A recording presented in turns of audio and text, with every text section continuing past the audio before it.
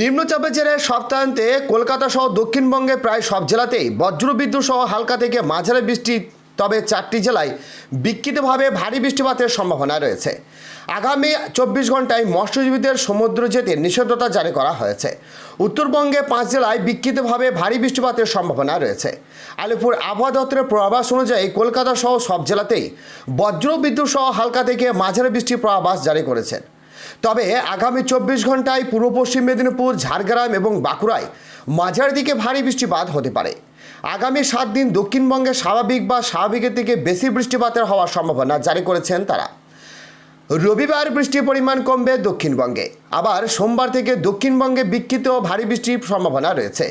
সমুদ্র উথাল থাকবে, 40 থেকে 50, কখনো 60 কিলোমিটার গতিবেগে দমকা ঝড়ো হাওয়া বইতে পারে। শুক্রবার পর্যন্ত মৎস্যজীবীদের জন্য নিষেধাজ্ঞা জারি করা হয়েছে। এদিকে আগামী 2 দিন উত্তরবঙ্গে বৃষ্টির সম্ভাবনা রয়েছে। শনিবার থেকে সোমবার পর্যন্ত বজ্রবিদ্যুৎ সহ বৃষ্টিপাত হতে পারে দার্জিলিং, কালিম্পং, আলিপুরদুয়ার, কোচবিহার এবং জলপাইগুড়ি জেলাতে। তো বন্ধুরা, বিস্তারিত জানতে হলে ভিডিওটিকে সম্পূর্ণ দেখবেন, ভালো লাগলে লাইক করবেন। আর এই ধরনের লেটেস্ট ট্রেন্ডিং আপডেট ভিডিওগুলি সবার প্রথম পাওয়ার জন্য আমাদের চ্যানেলটিকে সাবস্ক্রাইব করে পাশের বেল আইকনটিকে প্রেস করে অল নোটিফিকেশনটিকে ক্লিক করে আমাদের সঙ্গে থাকবেন। তো চলুন এক নজরে দেখে নেওয়া যাক। তবে দফায় দফায় বৃষ্টি হলেও কলকাতায় বজায় থাকবে অস্বস্তি।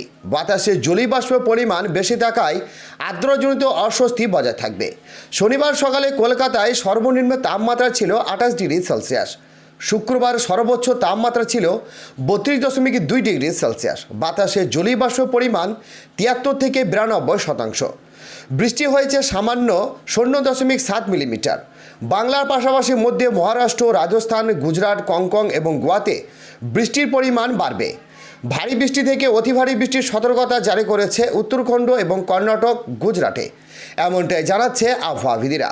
তো বন্ধুরা, আজকে এই ছিল লেটেস্ট আপডেট। ভিডিওটি ভালো লাগলে লাইক করবেন এবং আমাদের সঙ্গে থাকবেন।